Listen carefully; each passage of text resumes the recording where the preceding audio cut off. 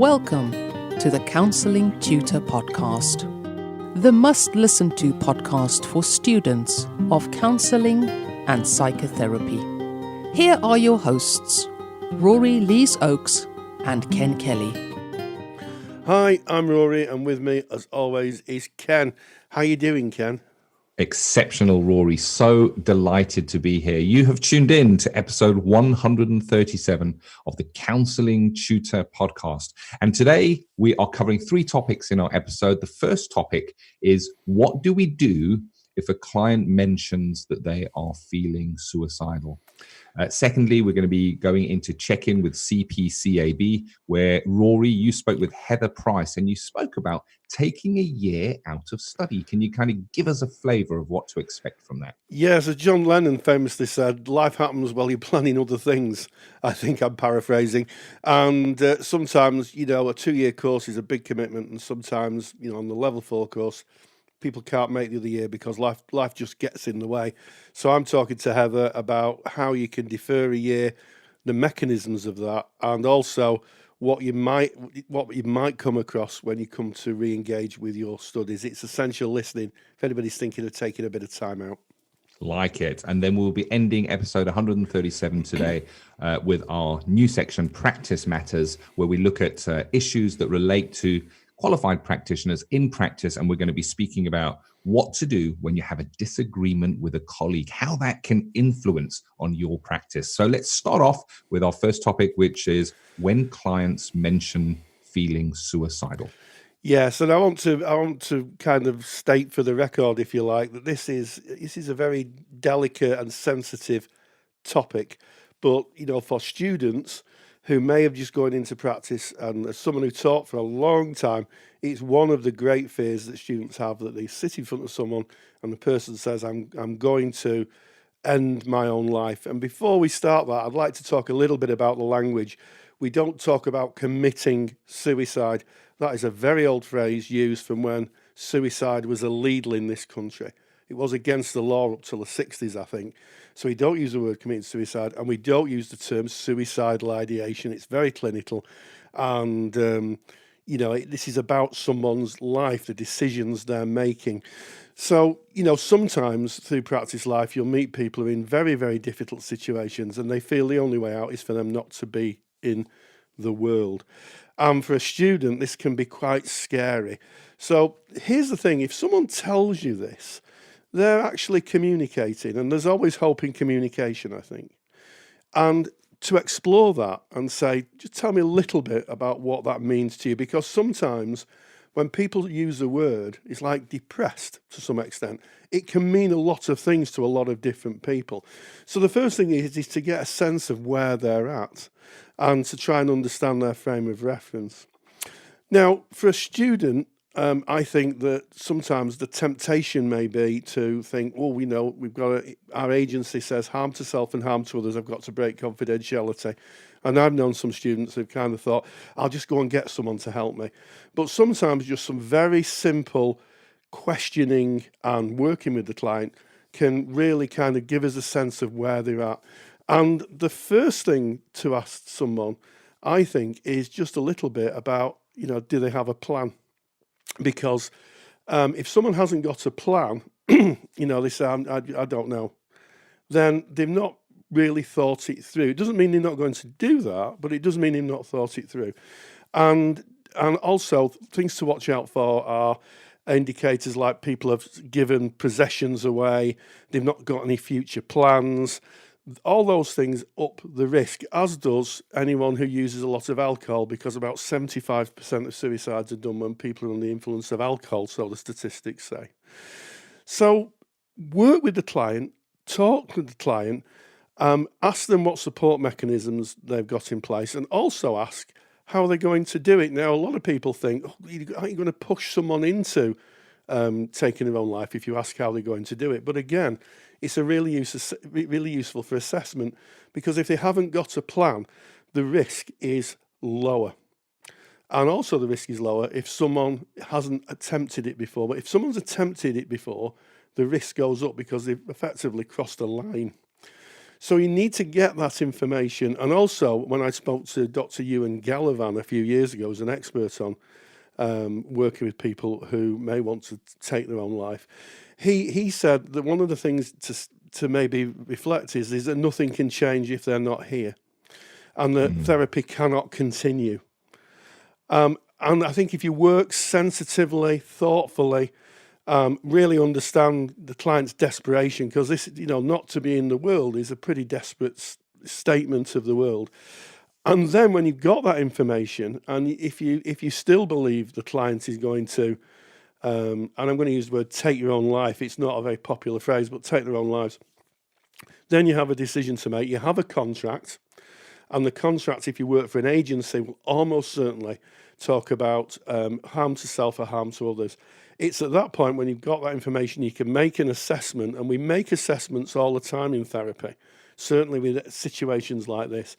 Then you might want to say to the client, look, I am really worried about where you're at, and would it be okay if I just spoke with a colleague?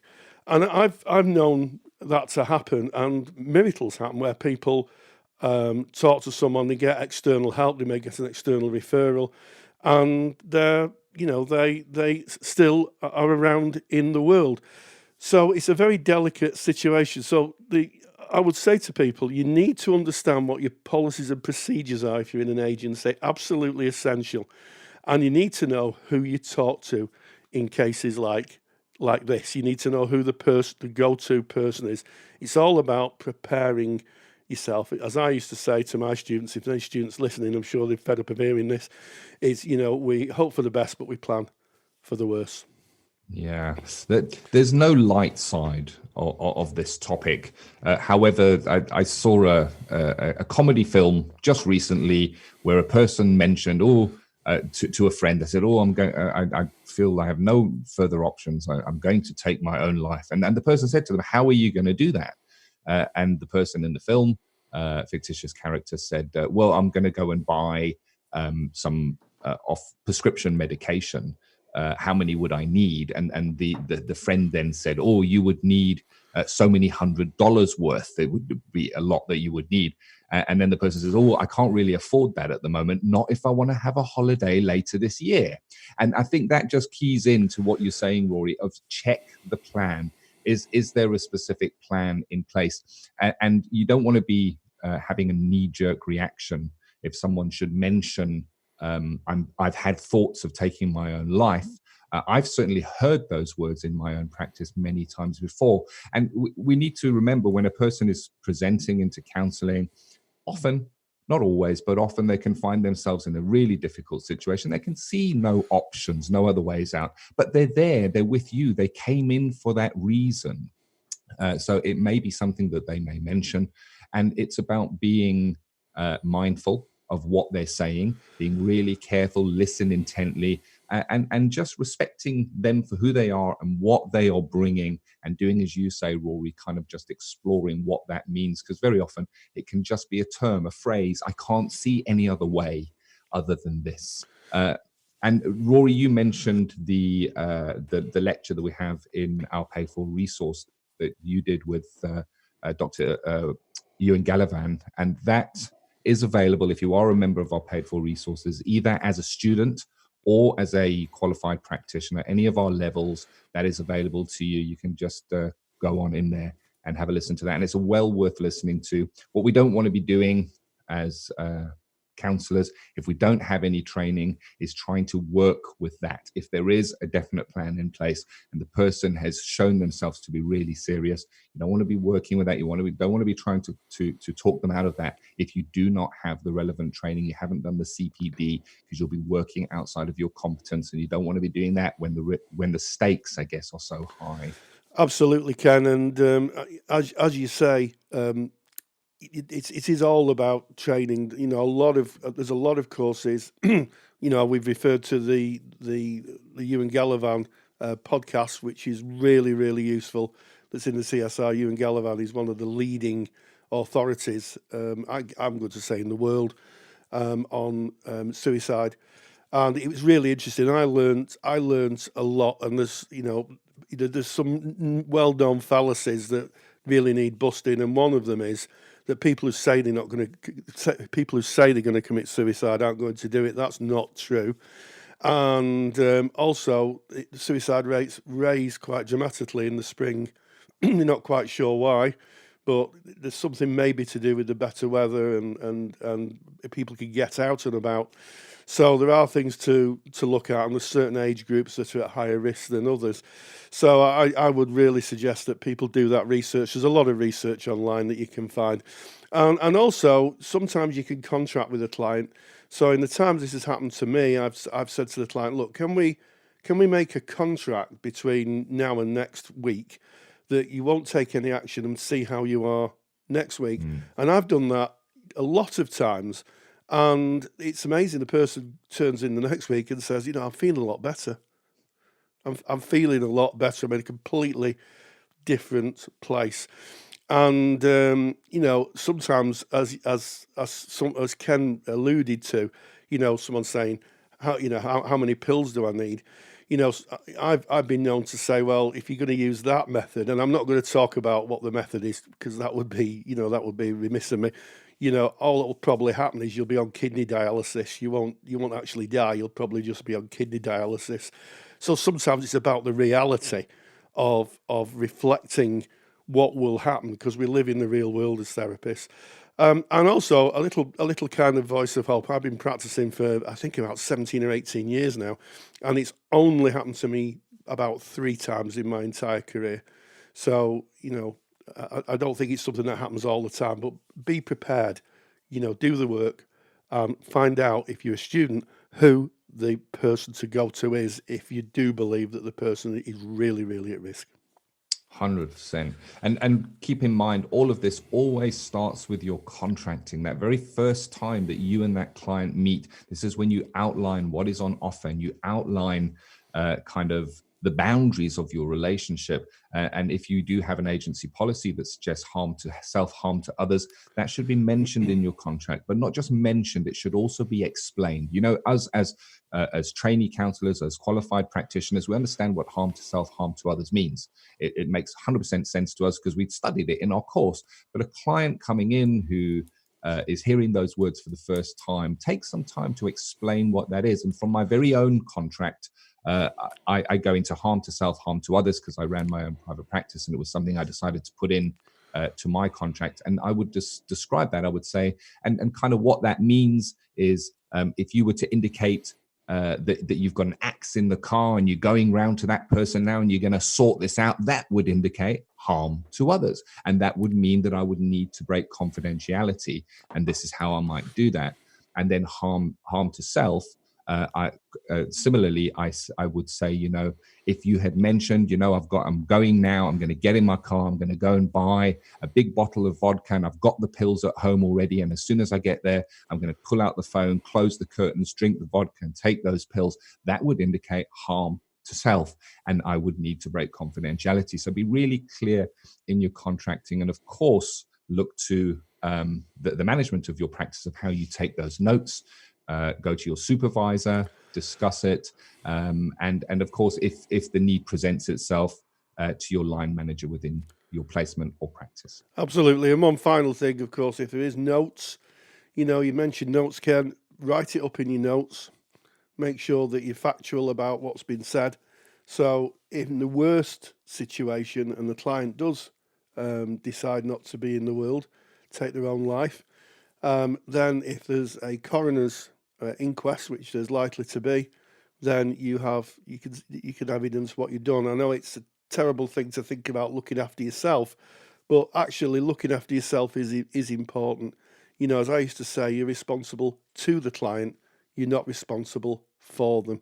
They have their own lives, they have autonomy. And sometimes, I was speaking to a colleague a good few years ago. She's in private practice, and she was working with a client who had a terminal illness, and one that was going to get progressively worse. And the client was talking to her about, at the point of where it was becoming unmanageable, they would take their own life, they would cease to be in the world. And she was understanding of that. She said, why would I stop them?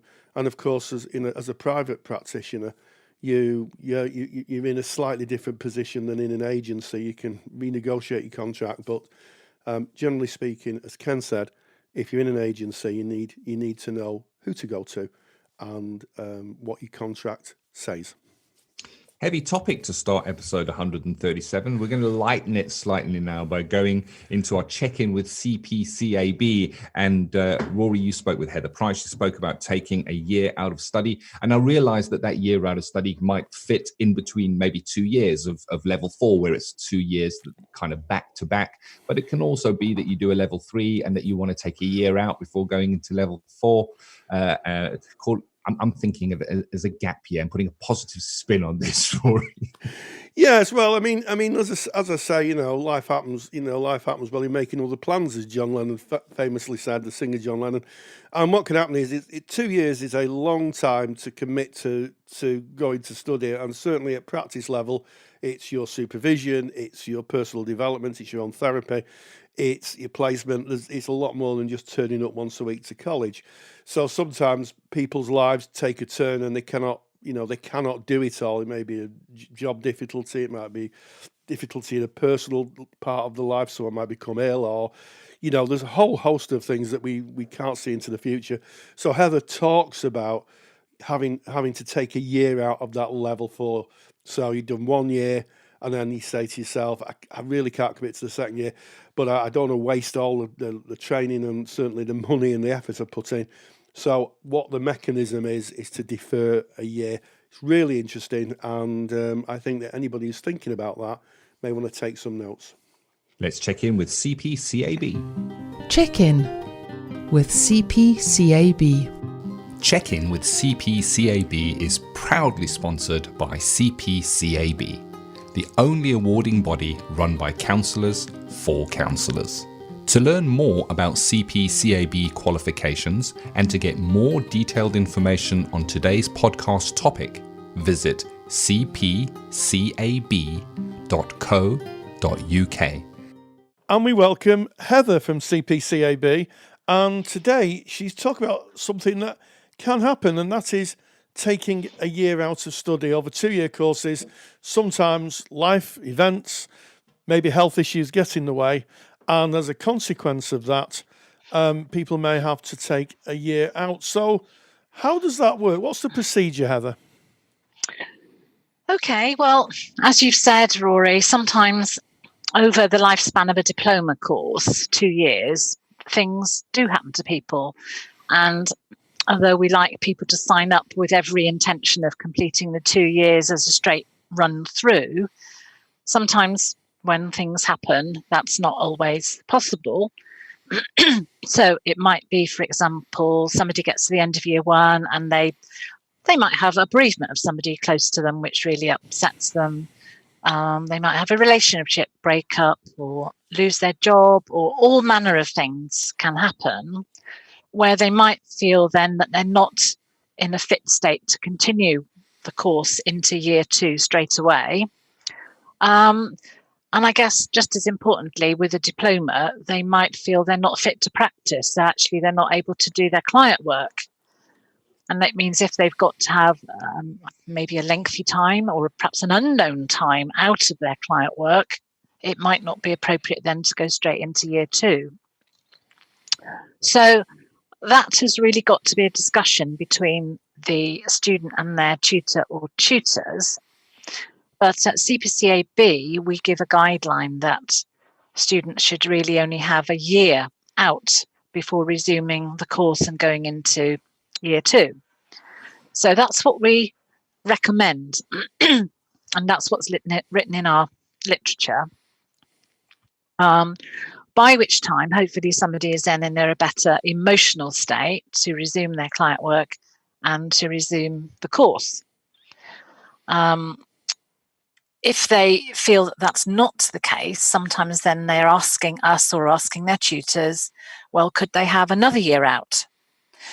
And I guess then it comes down to, how do we decide between all parties what's the best thing to do? And we say a year is recommended because after that, they might have got so out of touch with what they've done on the first year of the course that it's almost meaningless to go into a year two then.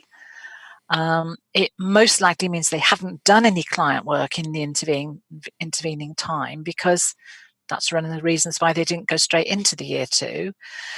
So if they've not been in a group, they've not had any learning from the course, they've not been in touch very closely with tutors or peers, not done any client work, that's why we say really that should only be limited to a year. After that, well, it becomes quite tricky really as to how long somebody can take out and what the reasons might be.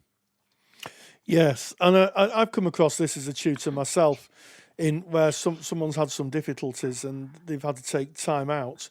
And it's amazing just how much you can forget in a year, certainly if you're not there every week, and also if you've got other things to be looking at, if you've got personal, domestic or health issues, it may very well be that your focus has been on that. And of course, a lot of the work that you do in the second year is linking the first year's module up to your practice. You hook it up, don't you? And if you haven't got the access to that, or you're not confident in that, that can be a difficulty. And it can cause placement issues, because we advise tutors not to take anyone into the second year who hasn't got a placement. So if someone has been out for a year and they haven't got a placement because they've probably let that placement lapse, it might be quite difficult for them then to pick up a placement at the end of a year out, and certainly at the end of 2 years out. That would probably be very difficult. Placements are not going to look kindly on somebody who's had time out, is not currently in a class and wants to come back to their placement. Absolutely, and that's something I think that is easily overlooked, in that level 4 year, that practice-based year, there are other kind of agencies that need to be taken into account. Yes, there's the college or the training provider or the education establishment, but also there are other stakeholders, other parties who may take a view on the absence of the course, and that's really out of control of, I guess, of either yourself at CPCAB and the tutor, because they're independent organisations. Yeah, absolutely. And I mean, if a student has already started their placement well into year one and got quite a few client hours under their belt, built up a good relationship with the agency, then the agency might say, yeah, great, you've done a really good job for us. We'll wait for the year and pick you up again. Possibly they might say, well, we'll wait for 2 years and pick you up again. But that's probably the exception more than the rule generally, that placements want people there working with their clients, so they'll fill those slots with other students. And of course, there'll always be another year coming through who want those placements. Yes, they're very competitive, aren't they? Placements tend to be competitive. Yes, so there's lots to juggle there. So if there's anybody listening here, listening to the podcast, who may be thinking, maybe I'm going to have to finish at the end of year one and take some time out, what would your observations be? What would you say to them, Heather? They need to talk to their tutor. They need to tell their tutor as soon as possible, as it's coming up to the end of the year one, if they are thinking they don't want to come back and do the year two straight away. They need to have their portfolio as up to date as it can possibly be at the end of that year one, because it may be that the centre that they're in might not be in a position to have them back in a year's time. Some centres might be running a level 4, running a diploma for a short time, or intending on finishing it. They can't guarantee that there will be another year two running in a year's time. So the student may have to go somewhere else, in which case another interviewing tutor at another centre will want to see their portfolio to see what they've done. So it's in their interest to get as much of the work assessed and signed off as they can before the end of year one, make sure they've got a clear log of any client hours and supervision hours that they've done, again, so they can show that to another centre or show it to their existing centre when they want to go back after they've had their year out, because the tutors might change and they might pop up in a year's time and say, oh, so-and-so said I could come back this September, but that tutor might not be there. So they will have to go through an interview process, show what they've done, and show that, in fact, they're in a good place to go into year two. Yes, and I'd like to pick up an interesting point you made that it sounds to me like what they're doing is transportable. So, as you say, they may work for a training provider that ceases trading, or they don't train that particular module anymore, or dread to think they may change their awarding body, but oh dear, but they could go to another training provider. So CPCAB as an organisation allows somebody to go to another training provider. Yes, we allow that. What we can't do is make another training provider accept a particular student.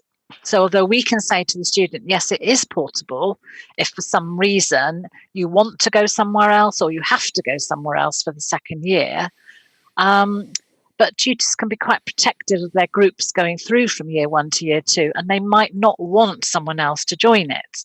Different tutors take different views. Sometimes they might think, oh, yes, it'd be great to have somebody else, mix the group up a bit. And other tutors might think, no, this is a really cohesive group that's gelled together. We don't want somebody else coming in at this point. So we can't instruct a centre to take somebody, but we will allow it to happen. And we do say to the receiving centre, if they don't know the student, they must look at work that they've done to see it's compatible with how they do the work, and they must get a reference from a previous tutor. Absolutely, because with the best will in the world, someone could appear and say, oh, I've had a year out because of illness, but actually there could be other reasons that they left, and it's essential, certainly if you're going into client-facing work, that any tutor is confident the person they're taking on is able and is in a kind of a mental and kind of emotional place to be able to carry on the course. That's really interesting. Absolutely. A little caveat I'll put in for those people who may not be on CPCAB courses is that each awarding body has its own procedure. If you are or university, so if you are in that situation, as Heather said, no matter what awarding body you're with, speak to your tutor sooner or later, and check with the awarding body on what their policies and procedures are around that. But that's been very enlightening, Heather. So, well, and I'll just add one last thing is that for students then that are worrying, thinking, well, I won't perhaps be able to join the year 2 straight away. I might have to take more than a year out. So then what am I going to do? Well, sometimes you might be asked to actually go back and repeat the year. And that's not unusual to redo the first year and then hope that you go straight on to the second year at that time. And I know it can seem like a real backward step, and it's more money, more time, etc. But sometimes that's the only way of actually then picking up a new placement. Yes, absolutely. Well, I think you made that really clear. My takeaway from this will be that there are other agencies, other stakeholders that get involved in taking people on, so that has to be considered. And also, as you rightly said, some groups are so cohesive that tutors may be concerned about introducing someone new into the group, and that might kind of have an impact on those dynamics. But as always, Heather, thank you for taking the time, and super valuable information, so thank you very much. Well, I thought that was really hopeful, Ken. I think there's a lot of people who might be listening to that and may say, oh, well, that's doable. I'm sure a lot of people who leave courses for very good reasons after a year think that's it, they can't go back. And I think that what Heather's told us and shared with us produces a lot of hope, but with those hurdles that need to be negotiated. Practice Matters. Practice Matters is proudly sponsored by Backpack. Backpack is a user-friendly client management software product designed especially for counsellors and psychotherapists. It simplifies your workflow, takes the grind out of admin, and allows you to spend more of your valuable time with your clients.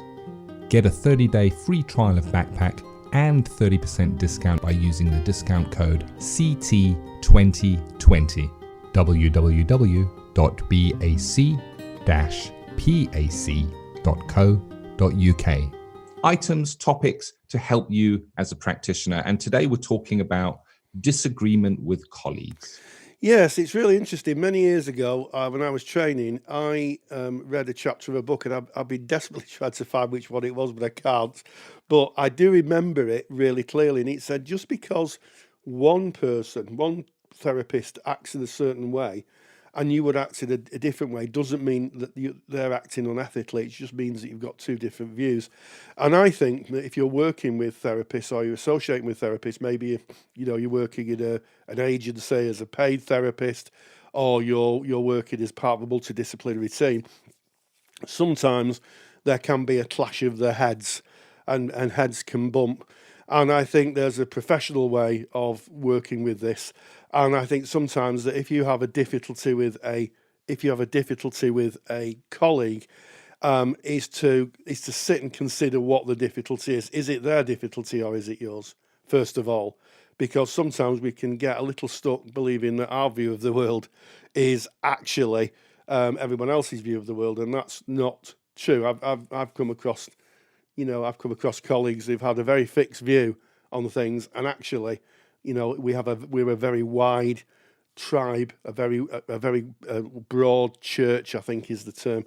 So if you have a difficulty with the clients under the BACP ethical framework here in the UK, there's something called a duty of candour, and it was introduced to be able to give a practitioner a voice if they're seeing bad practice or they're really concerned about anything. There is an ethical duty on them to actually speak out, and I think that's a really, really good thing.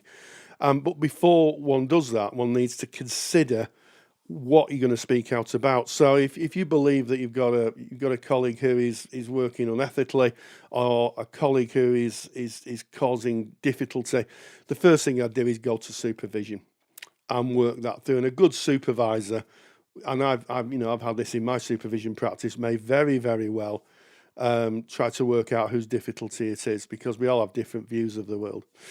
And sometimes just going to mediation is a good thing. It might be just you and your colleague going to see the manager and saying, look, this is my view, this is my colleague's view. We need to sort this out, because sometimes things can get blown out of all proportion. I've worked in multidisciplinary teams where, things have, colleagues have fallen out and won't talk to each other, and it's not really in the spirit of what we do. And of course, if it's a very serious issue, then it needs action. If you believe, I can remember a good few years ago when I was a student, coming out of my practice, and I'd only been doing it for a couple of weeks, and one of the therapists saying to one of their clients, because I saw them come out of the room, said, "I'll see you in the pub afterwards." Interesting. And I thought, that doesn't sound right. And I'd only been in practice for about 4 weeks, and so I went to my supervisor, and my supervisor said, "No, it's not right. What are you going to do about it?" And my supervisor is always, "What are you going to do?" And I said, "I don't know." And she said, "Well, what are your options?" So he looked at my options, and I told the manager, and I said, this is what I heard. I don't know what the context is, but it doesn't, as a student, it doesn't sound right.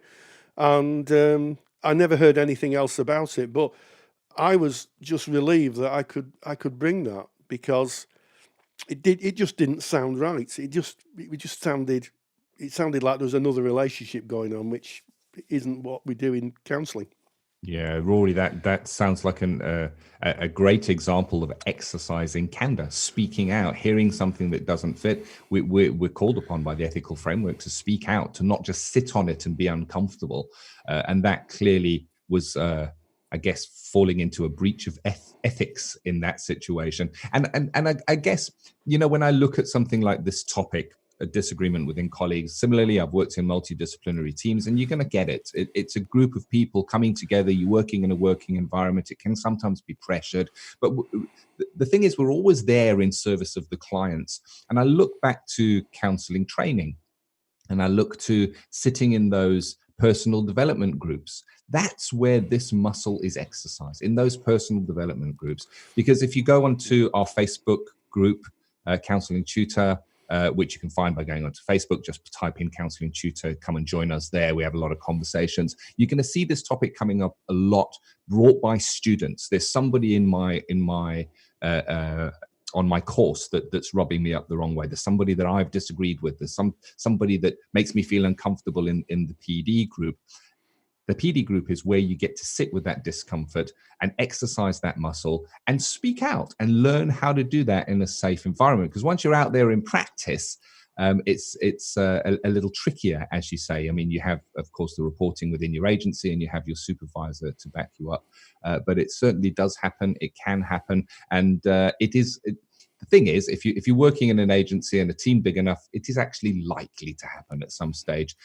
So yeah, good topic to think about. Yeah, and I think it's likely to happen if you're a counsellor and you're working in a multidisciplinary team, because in a multidisciplinary team they may march to a beat of a different drum than a counsellor, and I think that's about sitting down and understanding the reporting. So I've worked as part of multidisciplinary teams, and it can be very tricky because they may have different levels of confidentiality than a counsellor does, and I know that's an area where I've had shall we say a frank exchange of views with colleagues, and not been very popular. But it's not a popularity contest when you do the kind of work we do. It's about doing the best for the client. So yeah, and I made a handout, just some points to consider and to think about. And if you go to our webpage, go to counsellingtutor.com. If you go to the podcast tab, podcast 137, and that's the handout. You can download it, and it just gives you some overview on the actions you can take and those things you need to think about. I think it's pretty essential for anybody really who's practicing privately, because you need some kind of touchstone to be able to make a decision, an ethical decision. Defo, go get that handout. And of course, I mean, you mentioned it, Rory. Look at whose issue it is. So if something's coming up for you, somebody's rubbing you up the one way, could this be transference? Go into supervision, go and work on that. It's a great opportunity for personal development. When you're kind of cross or upset with someone else, sit with that and really, really examine it. That's what we're called on, I guess, in our personal development growth as counselors to do. And if you find that you're unsure of is this an ethical situation or is this just a personal situation, there's a great tool that you can find also in our paid for resource. It's called an Ethical Problem Solving Matrix by Professor Tim Bond created it. We've got a template in there which kind of goes through a series of questions that you ask yourself. And the very first question on the problem solving matrix is, whose issue is this? Is it mine? Is it the other person's? Is it the agency's? Is it the client's? And that's a great question to start with. But it walks you through a number of questions to do, I guess, defendable decision making. If you do need to report that you can at least outline the process that you've taken to do that. Yeah, and you're absolutely right, Ken. This courage muscle starts being exercised in PD groups. One of the reasons that PD groups exist, to strengthen and reinforce and to give people the courage. As Maya Angelou, the famous poet, said, without courage you cannot practice any other virtue consistently. And I think that's really true. Sometimes you need the courage to be able to challenge organisations, the status quo. Might not make you very popular, but I speak from experience.